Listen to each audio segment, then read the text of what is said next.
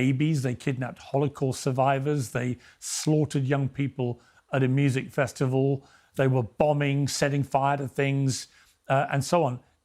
This is surely the most blatant act of terrorism imaginable. Why would you not categorize Hamas, at the very least post-October 7th, as terrorists? I consider those to be hideous and heinous war crimes. And there's no two way about that. Why not terrorism? Well, because you see, I have a problem with terrorism because, the IRA used to be terrorist until we had the Good Friday Agreement. And then they became partners in peace. Nelson Mandela was admonished as a terrorist when I lived in England. Margaret Thatcher, I remember calling him a terrorist. And then he became one of the greatest statesmen in the world. So I have a problem with the word terror because you see the whole point about the hideousness of human endeavors when it comes to defeating one another is to terrorize one another. So I do believe in international law. Former Greek Finance Minister Yanis Varoufakis sat down with Piers Morgan to debate the Iran war, and what followed was one of the most clear-eyed forensic dismantlings of the entire justification for this conflict that you will see on mainstream television. Varoufakis came with receipts: the 2015 nuclear deal, the hypocrisy on nuclear weapons, the complete absence of a plan before the war started, and a prediction of exactly how Iran would respond that turned out to be completely accurate. Piers kept trying to pull him into the emotional framing. Varoufakis refused to play.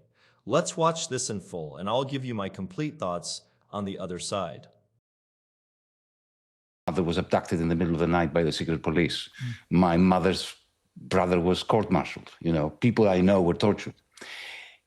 Back then, we hated the regime in Athens in the 1960s, 70s. But I tell you that if any foreign power, the Soviet Union, Britain, whoever, if they bombed us and killed the person we loved, who happened to be ruling the land at the time, we would have felt just awfully conflicted. Firstly, because we would be upset that the government, which we opposed, was given the legitimacy that goes hand in hand with any government that is being taken out by a foreign leader unlawfully. And secondly, because, the supporters of the regime, and they were supporters of the regime when I was growing up, felt justified, morally justified, to suppress us. So, no, I don't think it, it's really interesting, Yanis, you say that, because I was mentioning last week on the show that I had a guy in a local cafe I go to in London who was Kosovan, and he had it was his cafe, and he had a couple of Iranians came in who are not supporters of the regime, but mirrored almost exactly what you've just said, that the moment that their leader was taken out, that the country was attacked, that American and Israeli bombs rained down all over Iran, that they found themselves instinctively wanting to rally behind their country. And he said he remembered the same phenomenon happening in Kosovo with Milosevic, that obviously not everyone, there were a lot of people that hated him before, during and after his life, but there were certainly a constituent of Kosovans who were very anti-Milosevic, but once NATO attacked, they found themselves rallying behind the country and therefore the leader as well, which I think it's really playing to what you've just articulated. Yes, and indeed, if you think of it now, suppose you are a progressive, even somebody who's left-wing and who opposes the government of the new Khamenei Jr. What is your choice really now as the bombs are raining down on you? Really, I mean, realistically. The choice is either this government, this regime, a system that actually works. Not very well, but it works. I mean, it's not Libya, it's not Syria, it's not a failed state. And Libya or Syria. The alternative now is not some functioning liberal Western democracy or some kind of socialist paradise, which is, my side of politics would have liked. It's a choice between a functioning government and Iran, which is torn apart, like Iraq was after the George W. Bush invasion. So, let's cut to the chase. An illegal war that is brought by a foreign power, which, by the way, has absolutely no moral authority to talk about democracy in Iran, because it was in 1953 that the CIA and the United States overthrew the only functioning liberal democracy that Iran ever knew. So if you take into consideration, firstly, who it is that is supposedly bringing democracy by bombing the place into smithereens, and secondly, what we just discussed, the answer to your question is no, it wasn't a good thing. The second question people say is it important, do you think, that a theocratic fundamentalist Iran isn't allowed to have a nuclear weapon for the sake of the region and the world? Well, look, I am a very fierce opponent of nuclear weapons. I was, back in the time when I lived in Britain, I was a paid-up member of CND. So I'm never going to support anyone's right to own or to develop a nuclear weapon. But we live in a world where, the West is so complicit and so duplicitous. On the one hand, you have Israel that has violated every nuclear proliferation or anti-proliferation treaty there is. Nobody's talking about the nuclear weapons that Israel has. Well, they don't even admit having them, do they? Indeed. So they've broken every rule and regulation. Nobody's talking about it. Now, Piers, I don't think that Iran wants to develop a nuclear weapon. I mean, the previous Khamenei, the elder, the late Khamenei, I should say, took out a fatwa. I believe it was genuine. My understanding of what the Iranian government wants is they want to maintain their sovereign right to enrich uranium so that, if needs be, they can have a bomb. But they don't want to have a bomb because they've seen what happened. But isn't that a large leap of faith, though, in a regime which, I mean, at best, this is a regime, it may well be a functioning regime, but it's unbelievably repressive to its own people. I think it's undeniable that it has funded and provided arms to Hezbollah, to the Houthis, to Hamas over the last 2 decades more. This is a very unpleasant regime which has promoted terrorism around the world and terrorized its own people. I mean, let's not get too ahead of ourselves, surely, in sort of saying, well, actually, they're not that bad, so therefore we should trust them about the enriched uranium, which they're enriching at quite a rate. We should trust them about other areas of how they go about their business. Should we? Well, let me answer in 2 points, with 2 points. The first one is you should never trust anyone, especially when it comes to nuclear weapons. You should trust and verify. But I remember the short stint I had in government, I also had the honor of having a brief discussion with Barack Obama in the White House. And this was in April 2015. I wanted to talk to him about Greece's debt disaster and our awful economic crisis. He didn't want to talk to me about that. He wanted to talk to me about how proud he was of his deal with Iran and with the European Union. Because that deal, you will recall, included extremely arduous verification processes. All the Iranian facilities would have been open for inspection by international inspectors. There would be cameras, there would be sensors, there would be everything that is necessary in order to trust and verify. So that's the first part of the question. Ironically, isn't it terribly ironic that if you think about it, the best that Donald Trump can get now is something like that agreement that Obama had already struck with the Iranians and the Europeans, and the Germans were really very, very gung-ho about it, including Angela Merkel, the chancellor at the time, and which then Donald Trump, the moment he was elected, not because he had any strong opinions about this, he just wanted to bring down anything that Obama had done, and it was a direct request by Israel. But the second thing I want to say, allow me, I need to say that Iran is the only country that has not invaded any of its neighbors. It was invaded brutally by Iraq. That invasion saw 600,000 people die in Iran. Chemical weapons were used with the acknowledgement of support or, turning a blind eye of the West.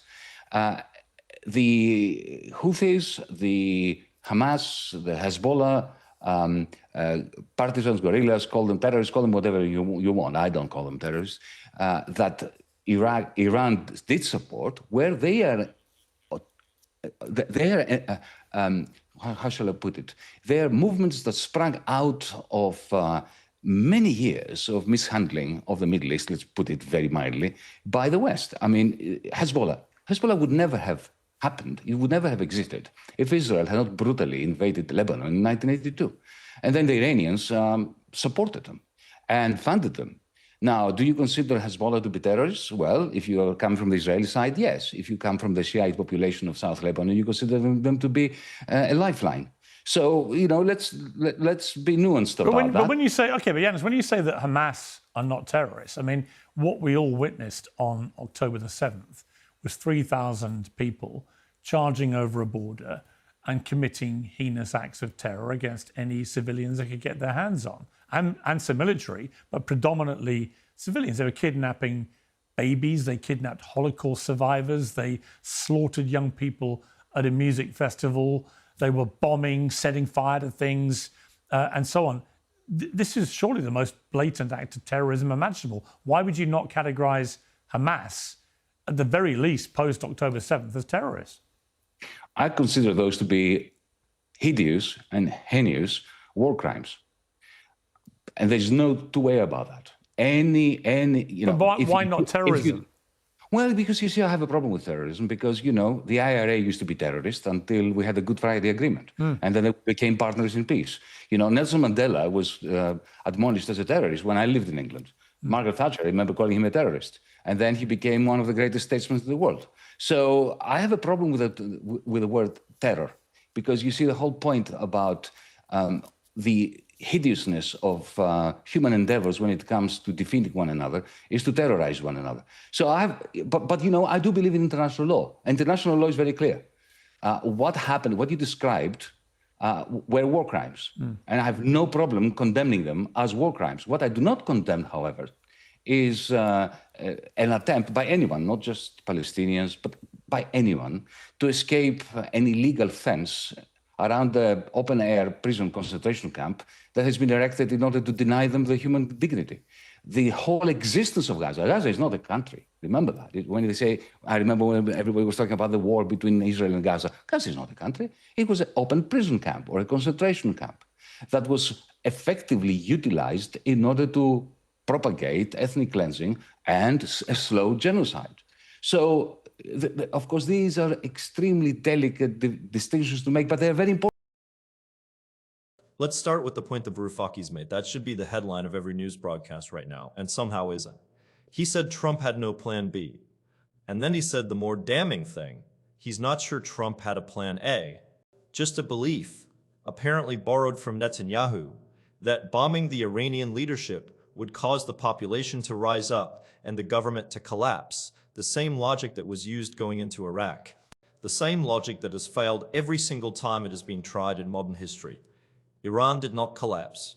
The regime survived, the IRGC adapted, and Iran did exactly what any strategic analyst could have told you it would do. It went asymmetric and closed the Strait of Hormuz. And here is the thing that Varoufakis made clear and that deserves to be said out loud. The closure of the Strait of Hormuz was completely predictable. Not as a surprise, intelligence failure. Not as an unexpected escalation. Utterly predictable. Varoufakis used those exact words. Of course they would shut it down. So Iran has been preparing for a confrontation with the United States for decades. They know they cannot match American military firepower directly. So they do not try to. They find the pressure point that matters most, the choke point through which 20% of the world's oil supply flows, and they apply leverage there. Every serious analyst of the region knew this was the playbook. The question is whether the people making decisions in Washington knew it and did it anyway, or whether they genuinely did not know. Neither answer is reassuring. The 2015 deal point is the one that should make every honest defender of this war deeply uncomfortable. Obama struck that agreement with Iran and with the Europeans. Angela Merkel was enthusiastic about it. The deal included cameras, sensors, inspectors on the ground, some of the most intrusive verification mechanisms ever negotiated in an arms control agreement. The IAEA confirmed repeatedly that Iran was complying. 3 months before Trump exited the deal in 2018, the IAEA confirmed Iran was in compliance, and Trump tore it up. Not because of an intelligence failure, not because Iran was caught cheating, because Netanyahu asked him to, and because anything with Obama's name on it had to go.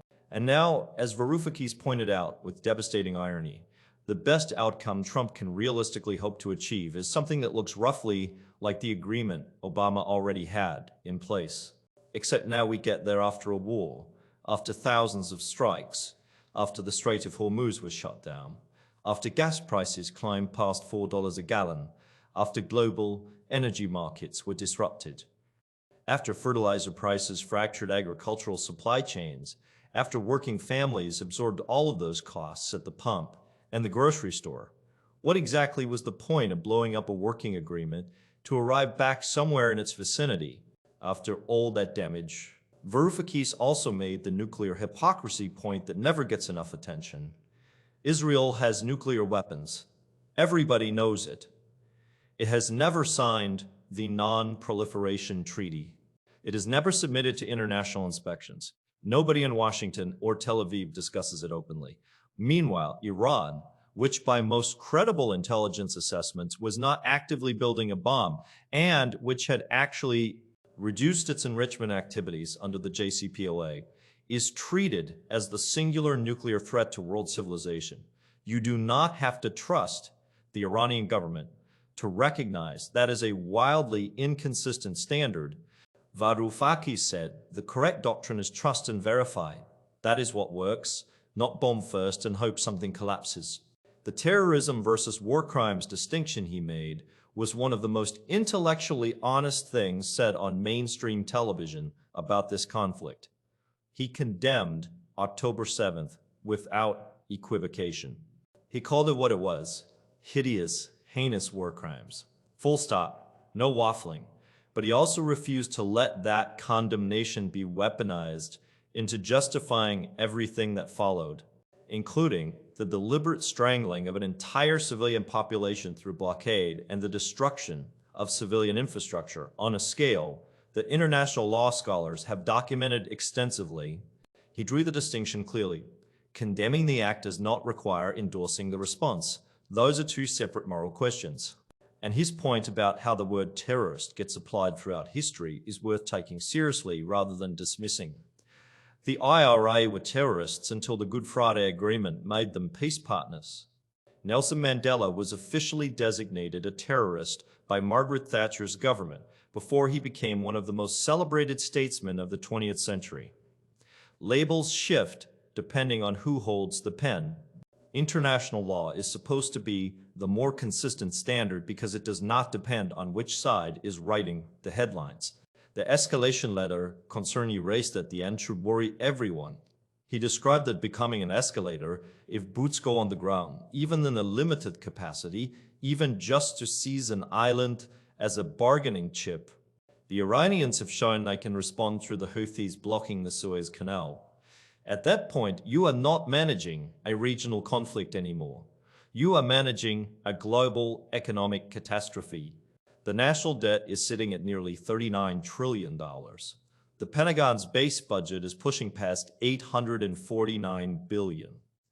And we are spending money we do not have on a conflict nobody can articulate a winning strategy for, while the people making those decisions never have to fill up their own gas tanks or balance their own grocery budgets. Piers Morgan walked into that conversation expecting cable news back and forth. He got a masterclass from someone who understands how economies and empires break down from the inside. And everything Varoufakis predicted in that conversation has already started happening. That should worry all of us, not because Iran is innocent. Varoufakis never said they were, because the people steering American foreign policy right now are improvising in real time with global markets, with working families, financial survival, and with the stability of an entire region. And they are doing it without accountability, without a plan, and apparently without any serious concern for who pays the price when it goes wrong. It is never the people writing the checks. Drop your thoughts in the comments below, hit the thumbs up, subscribe, and turn on the bell notification. I'll see you in the next one.